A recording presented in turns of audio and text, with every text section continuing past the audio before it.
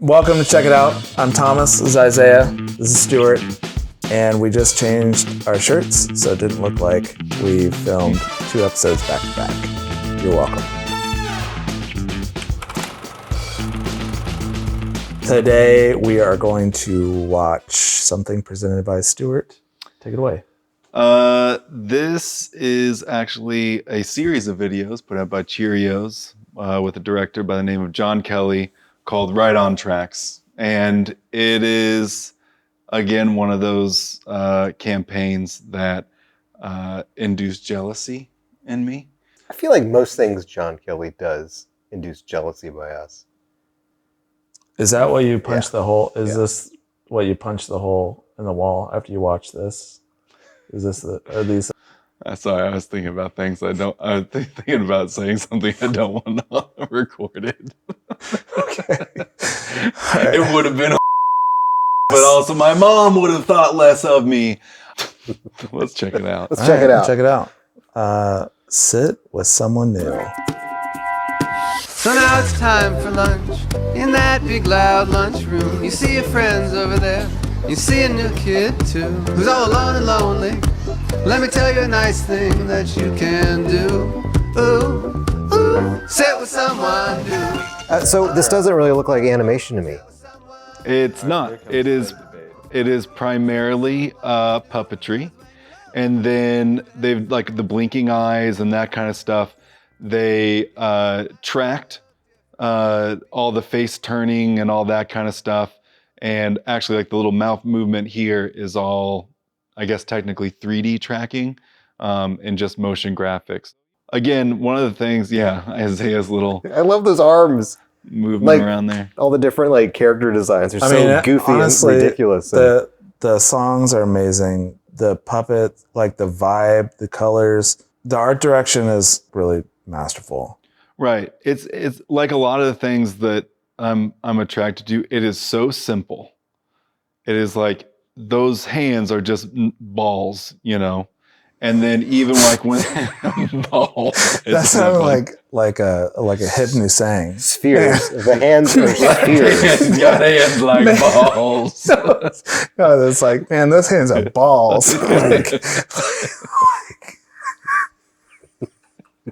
Oh man, did you see that movie? That movie was balls, man. Dude, it was so balls, dude. I've never seen anything like it. Yeah. It was awesome. I do like how simple it is and how these even look at that lady walking. Her legs don't move. It's all theater. It only all works together, Yeah.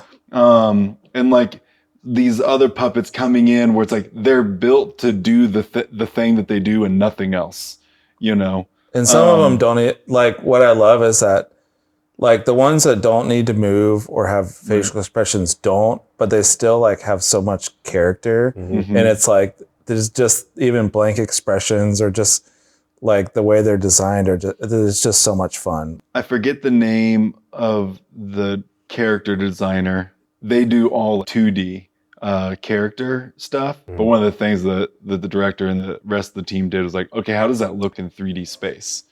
That's always, In 3D animation, there's still ways to cheat things, but when you're actually building the puppets in real life, it's fun and kind of unexpected sometimes with what the outcome actually is. Look at that kid. Is green and has burlap hair, but it works. Mm-hmm. You don't sit there and think, you don't sit there and say oh, I wonder if that's some sort of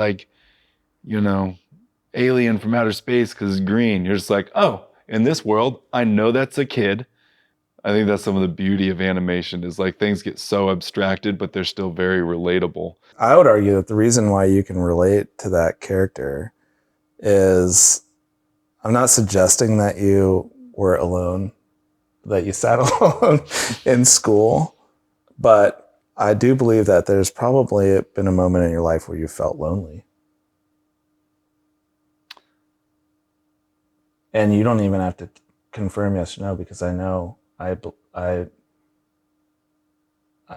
believe you're human and you've lived the human experience. So there's I never felt like that. So a moment like this, I'm not being hyperbolic in this. This is almost Hitchcockian cinematic language Loneliness is really well communicated here.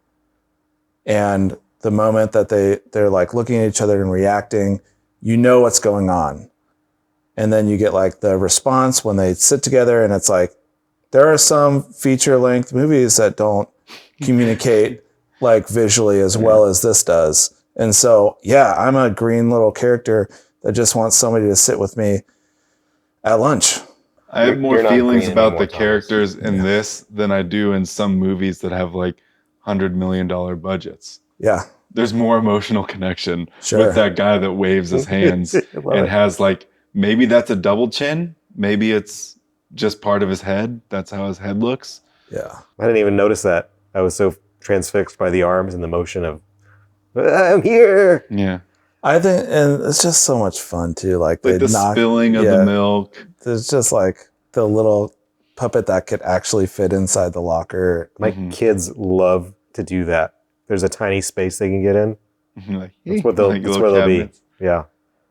All right, next one is called Step Up. Step up.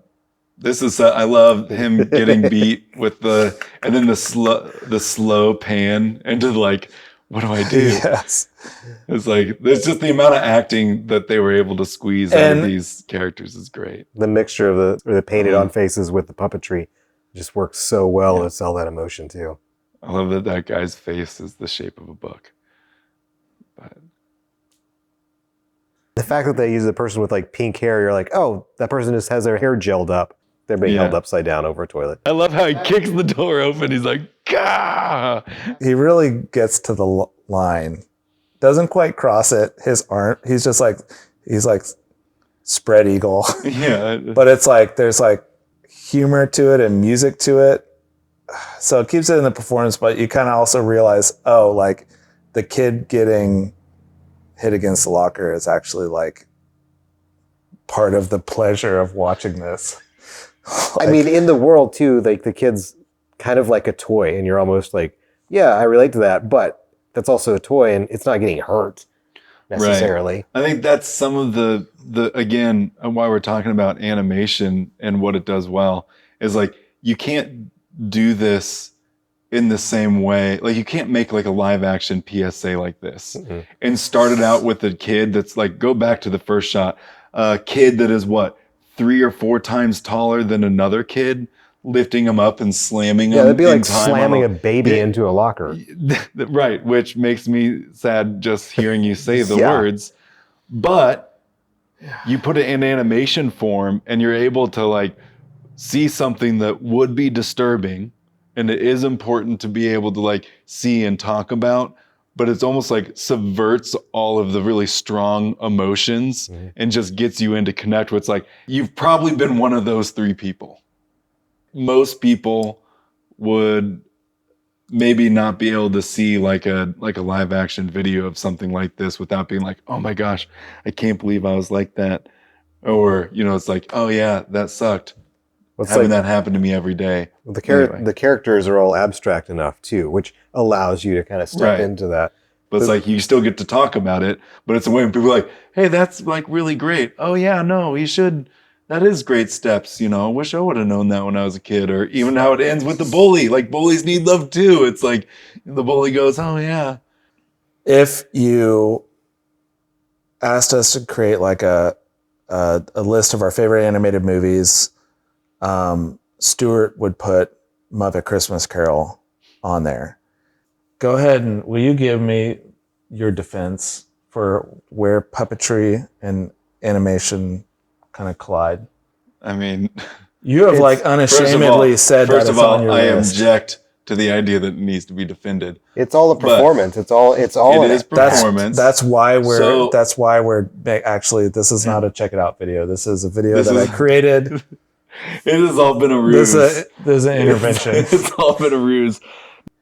I'm not like a purist of like, it has to be this way because that's what is right. It's more like, hey, what's gonna get us the outcome that we need? And I think that's why I like this, because like, no, yeah, you don't need to spend a week getting a character to walk down the hall in stop motion.